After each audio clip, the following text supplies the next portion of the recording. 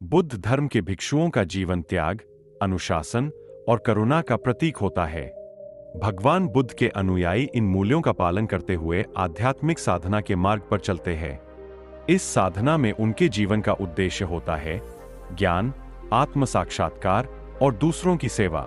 यह कहानी एक ऐसे भिक्षु की है जो अपनी साधना के दौरान कई कठिनाइयों का सामना करता है, लेकिन अंततः उसे एक महत्वपूर्ण सीख मिलती है। इस कहानी से हमें सीखने को मिलता है कि त्याग, धैर्य और आत्मनिर्भरता कैसे हमारे जीवन को बदल सकती है। बहुत समय पहले की बात है। भगवान बुद्ध के एक शिष्य कार्तिकेय एक छोटे से गांव में निवास करते थे। कार्तिकेय बुद्ध के प्रिय शिष्य थे और उनसे शिक्षा प्राप्त कर संन्यास का मार्ग अपनाया था। उन्होंने अपने जीवन के सभी सुख सुविधाओं का त्याग कर केवल ध्यान, साधना और साधारण जीवन शैली को अपना लिया था। उनके पास केवल एक वस्त्र, एक भिक्षा पात्र और एक छड़ी थी। उनका जीवन सरल था, लेकिन उनका मन हर समय ज्ञान और साधना में लीन रहता था। एक दिन कार्तिकेय ने सुना कि पास के जंगल में एक वृद्ध सन्यासी रहते हैं, जिनका जीवन ज्ञान और साधना की गहराइयों से भरा है। वह सन्यासी एक तपस्वी थे, जिनकी साधना और ज्ञान का प्रभाव दूर दूर तक फैला हुआ था। कार्तिकेय ने निर्णय लिया कि वे उस सन्यासी से मिलने जाएंगे और उनसे कुछ मार्गदर्शन प्राप्त करेंगे। जंगल में जाकर उन्होंने उस वृद्ध सन्यासी को पाया। सन्यासी ध्यानमग्न थे और उनके मुख पर गहरा शांति और तेज था।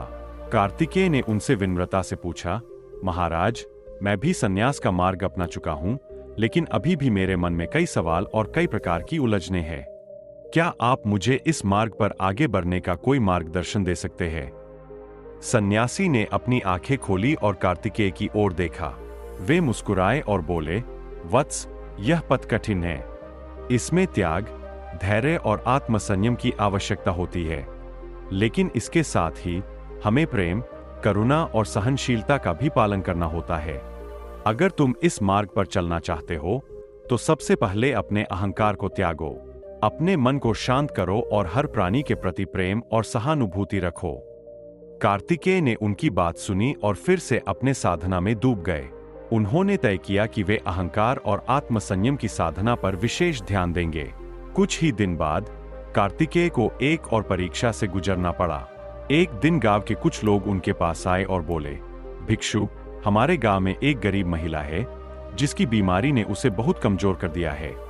क्या आप उसे देखने और कुछ सहायता देने जा सकते हैं? कार्तिकेय ने तुरंत स्वीकार किया और महिला के पास गए।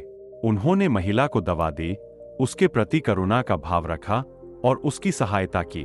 उन्होंने उस महिला के साथ समय बिताया, उसे सांत्वना दी और उसे दिलासा दिया कि सब कुछ ठीक हो जाएगा। कुछ दिनों में वह महिला ठीक हो गई और उसने कार्तिकेय को धन्यवाद दिया। कार्तिकेय इस घटना के बाद और अधिक विनम्र हो गए। उन्होंने अनुभव किया कि साधना का सही अर्थ केवल ध्यान में लीन रहना नहीं है, बल्कि प्रत्येक प्राणी की सहायता करना और उन्हें स्नेह देना भी है। उन्हें एहसास हुआ कि भगवान बुद्ध ने हमेशा करुणा का मार्ग दिखाया था और वही वास्तविक साधना का मार्ग है। कुछ महीने बीत गए। एक दिन कार्तिकेय को एक अमीर व्यक्ति के घर भोजन पर आमंत्रित किया गया। वह व्यक्ति बहुत घमंडी और दिखावे वाला था। उसने कार्तिकेय को अपने घर बुलाया और वहां बहुमूल्य व्यंजन प्रस्तुत किए। कार्तिकेय ने वहां भोजन ग्रहण किया, लेकिन उस व्यक्ति के दिखावे पर ध्यान नहीं दिया। उन्होंने उस व्यक्ति के अहंकार को समझा और महसूस किया कि यह पद दूसरों को नीचा दिखाने का नहीं है। कार्तिकेय ने उस व्यक्ति से कहा, मित्र, यह भोजन आपके भिक्षु जीवन के प्रति आदर का प्रतीक है, परंतु सच्ची साधना का मतलब है अपने भीतर के अहंकार को त्यागना और दूसरों के प्रति करुणा और आदर का भाव रखना। सच्ची खुशी वस्त्रों, धन या दूसरों की प्रशंसा से नहीं मिलती, बल्कि आत्म साक्षात्कार से मिलती है। उनकी बात सुनकर वह व्यक्ति चुप हो गया और कुछ सोच में डूब गया। कुछ ही समय बाद उसने भी अपने जीवन में बदलाव लाने का निर्णय लिया। कार्तिकेय ने उस व्यक्ति के मन में यह बात डाल दी थी कि असली सुख साधारण जीवन और साधना में है, न कि धन संपत्ति में। इस कहानी से हमें यह सीख मिलती है कि साधना का मार्ग केवल ध्यान या भिक्षा ग्रहण करना नहीं है, बल्कि समाज में प्रेम, करुणा और सहायता का भाव फैलाना भी है। भगवान बुद्ध के भिक्षुओं का जीवन समाज की सेवा के लिए समर्पित होता है और उनका प्रत्येक कार्य दूसरों के कल्याण के लिए होता है। इस कहानी में कार्तिकेय ने यह सीखा कि असली साधना का मार्ग त्याग, धैर्य और करुणा से होता है।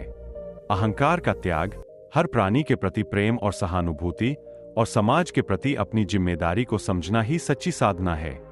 कार्तिकेय ने यह भी सीखा कि साधना का मार्ग केवल आत्मसंयम का नहीं, बल्कि समाज के प्रति अपने कर्तव्यों को निभाने का भी है।